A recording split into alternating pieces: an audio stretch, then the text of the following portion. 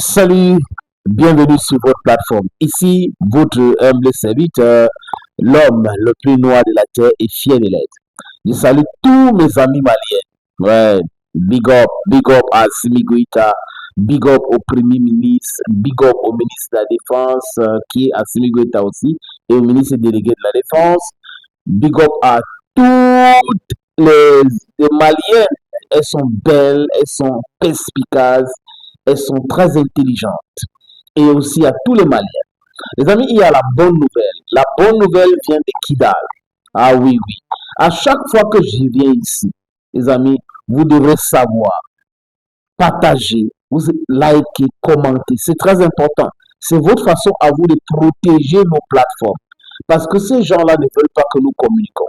Ils veulent que les médias un pignon sur rue pour désinformer notre public, pour désinformer l'Afrique. Parce que l'Afrique, c'est le berceau de l'humanité, c'est l'avenir du monde entier. Nous sommes l'avenir du monde entier. Nous avons tout. Et la guerre qu'on mène contre l'Afrique aujourd'hui, c'est une guerre existentielle pour nous. Si on n'a pas compris cela, on va rester dans les boubas, dans la propagande, et se faire manipuler. Et il ne faut pas accepter cela. On ne doit pas accepter participer avec ceux qui veulent nous tuer, ceux qui veulent que nous restons pauvres, que nous restons à genoux. It is not correct. We should stand up for our rights. Kidal, Kidal, oh, MNLA. Bon, parce que vous savez que FLA, c'est MNLA qu'on a dû changer. Al-Qaïda, dans le Sahel, c'est Jénine aujourd'hui. Et ce sont ceux qui ont créé ces différents groupes de bandits qui changent de nom juste pour plaire à les différents objectifs et plaire à certaines personnes en disant ok non hier parce qu'ils pensent qu'il suffit de changer un nom pour que les gens oublient que ce sont des bandits, des voyous. L'Algérie, les Tebboune a honte déjà. Tebboune a honte parce que Tebboune a mis tous ses moyens pour assassiner Assimi Goïta, ça n'a pas marché. Tebboune était une honte pour l'Afrique. C'est une vraie catastrophe, c'est une calamité.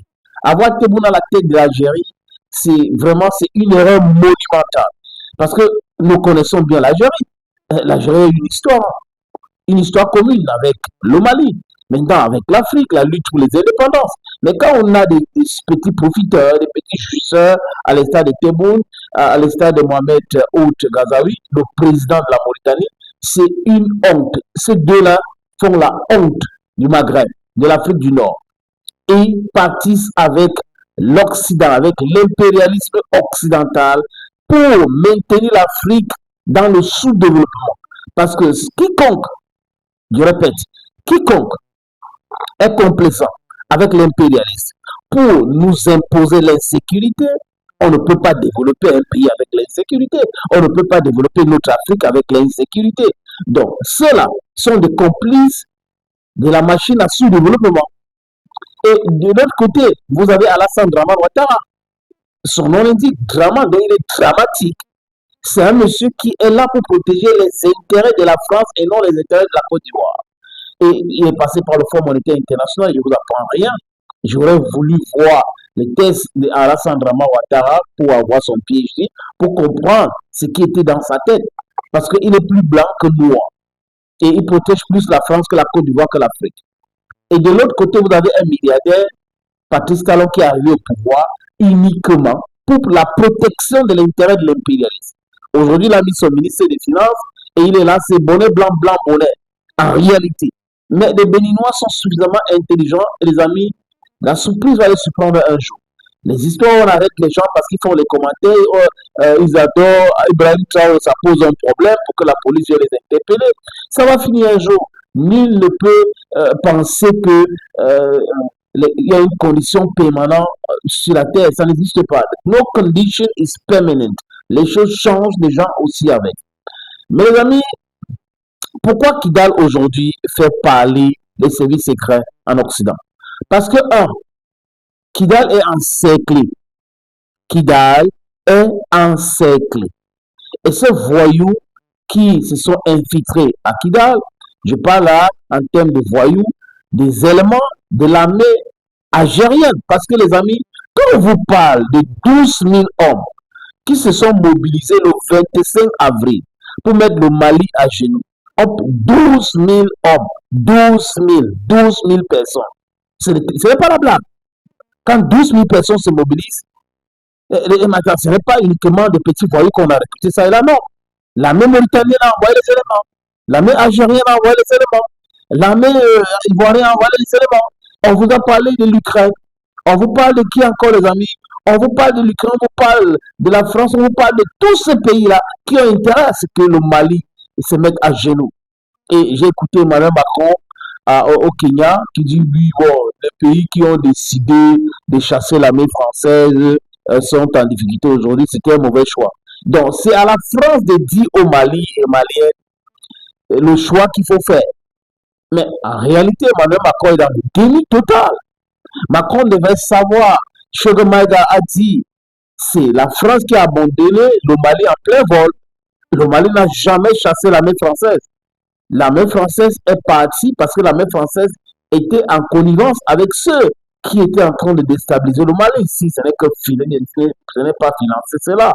Donc aujourd'hui, comme c'est compliqué, le discours change.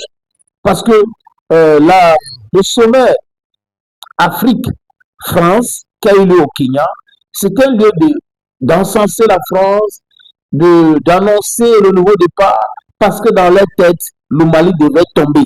Donc, ils avaient préparé leur discours, ils avaient préparé la presse, les spectacles et tout ça, mais malheureusement, le Mali a stoppé cela. Malheureusement pour eux, le Mali a stoppé cela. Et les discours ont commencé à changer. La réalité, c'est qu'ils avaient préparé tous ces événements à bon pour annoncer comment ils sont puissants. Les autres doivent faire très attention. Alignez-vous. Si vous ne vous alignez pas, ça va mal se passer. Mauvaise nouvelle pour vous, pour l'impérialisme, pour Tebboune, pour Mohamed Ould Ghazouani, pour Alassane Dramati Ouattara, pour le petit traître du Sénégal qu'on appelle Bassirou Diomaye Faye, parce que ce monsieur était un traître. Et quand je le voyais avec Alassane Ouattara, rire aux éclats, avec Macron, rire aux éclats, je vous avais dit ici que ce monsieur était un traître et qu'il est en train de préparer quelque chose. Les gens disent non, le Sénégal n'est pas comme ça. Vous voyez que même au Sénégal aujourd'hui, les députés du PASTEF ont commencé à tirer sur lui, à critiquer ce monsieur qui a trahi Ousmane Sonko et qui a trahi la jeunesse sénégalaise. Donc, comme Kidal est en secret, les amis, le message c'est quoi? Le message est clair. Ceux qui sont entrés à Kidal là, c'est fini, hein? C'est fini. C'est fini. Il n'y a plus d'armes. Vous ne pouvez pas manger. C'est-à-dire qu'ils sont dans une situation très, très difficile. C'est la raison pour laquelle Tebboune dit, bon, il faut renouer le dialogue avec le Mali pour essayer de sauver les supplétifs, les mercenaires qu'ils ont envoyés. Non, il faut les envoyer au repos éternel. Allons, Gomi.